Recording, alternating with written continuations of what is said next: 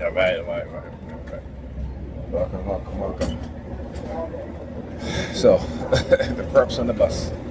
One of the perp was, I guess, had an empty plastic bottle in their hands, and they kept crushing it up, so I can hear. All right. Again, trying to do what is called creating an association. Right. So I talked about this. New York Predator Department parked up behind the vehicle there.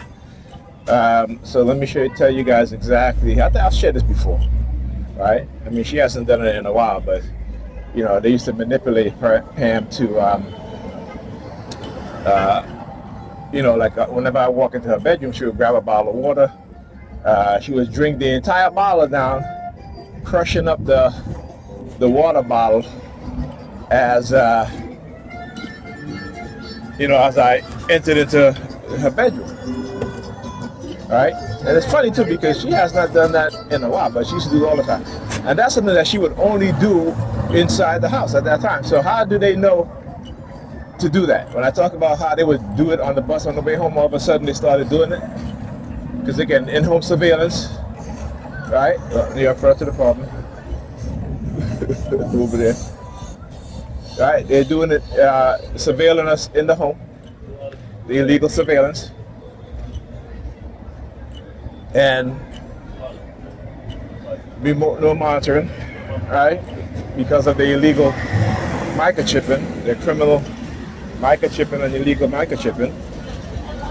And so this is what they were doing. This is what they were doing. All right, and then they feed that information, your personal, your private information, to their perps, to the public. Right? And a lot of the times it's because a lot of stuff they do is falsified, right? It's lies and getting people to lie, to manipulate you. You know, like I said, it's interesting. I was talking about how, it was a couple of days ago, I was talking about how, you know, in the very onset of my targeting, when it became overt, right? Well, semi-overt, that, you know, women would do strange things in front of me, right? Like I talk about when, you know, I went to a party, right? I can't remember who I went to the party, but I'm standing. This young European female came stand up in front of me, literally came stand up in front of me, right? And then move her hair, the back of her hair, to one side of her shoulder, and there was a butterfly tattooed on the back of her neck. Right? So again, I talk about how they would do these things. You know, for example, prior to me even knowing that I was a TI, or even becoming aware of being a TI, right? I talk about how I was on the beach in Antigua. Right? I was on the beach. This was, you know, at night, probably around maybe around 1 o'clock or 2 o'clock or so, and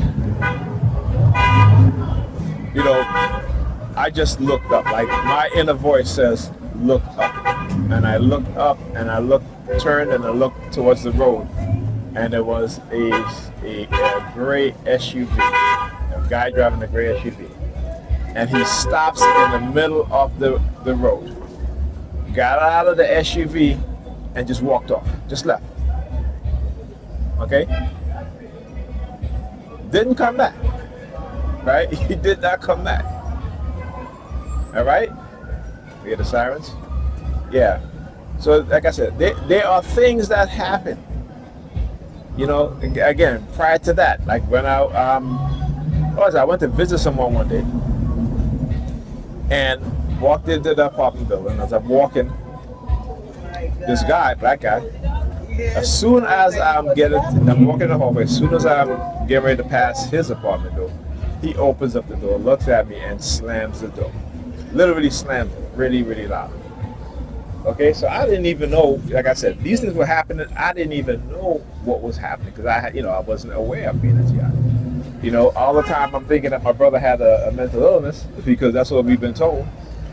and not realizing um, that they were doing it to me also, but he was aware of it, but I wasn't.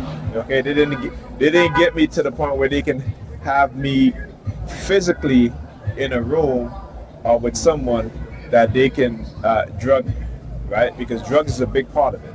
Okay, and if you read about the MK Ultra program by the CIA, you will know that drugs is an integral part, because what the drug does is that it softens your mind or puts you in your mind in an altered state to be more susceptible, right, to the conditioning.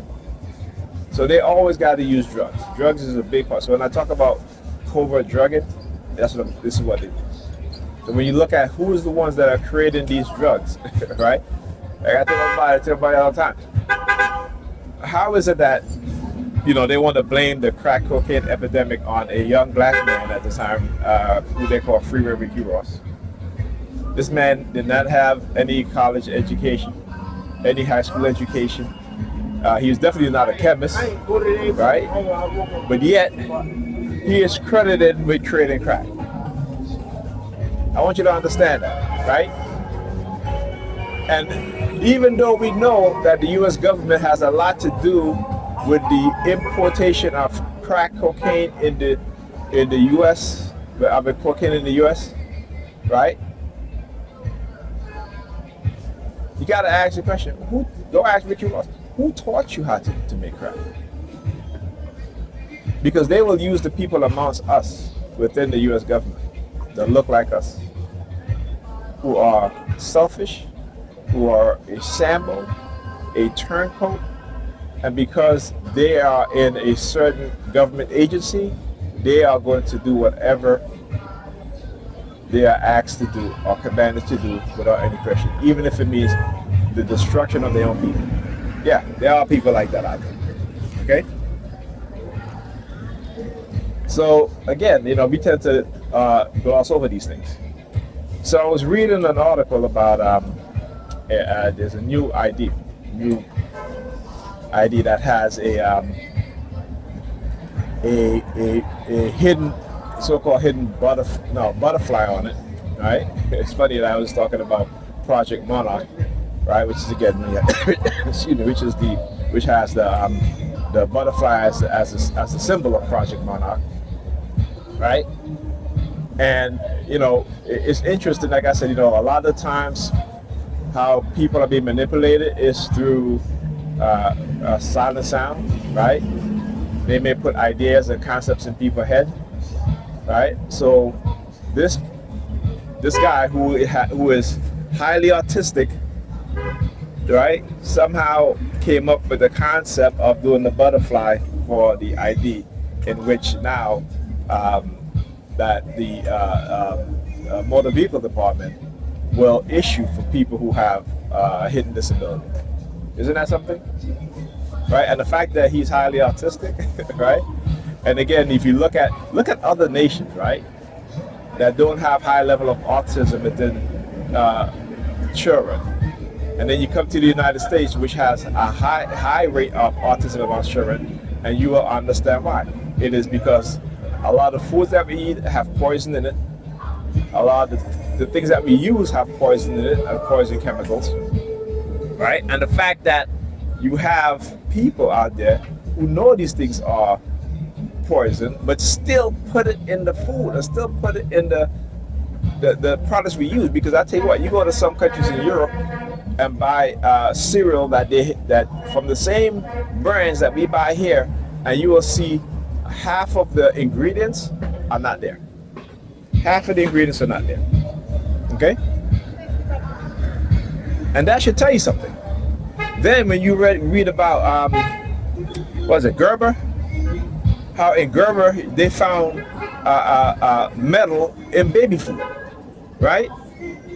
They found lead in baby food, and then these are the foods that they sell in what they call third world country, including America, because they sell it here in America too. So America's a third world country, but you will not find those things in Canada. You would not find it in a lot of European countries. You're definitely not going to find it in a lot of Asian countries either. So it's something you got to think about.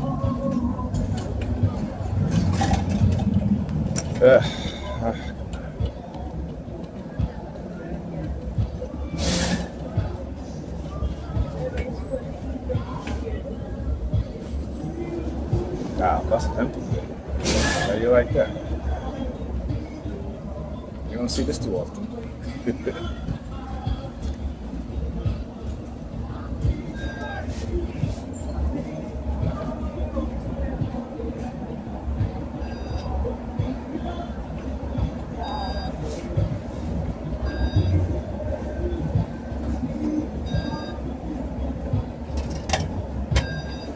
All right, my brothers are waking up.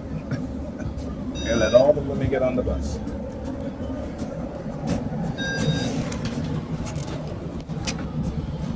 Come on, lady. Man,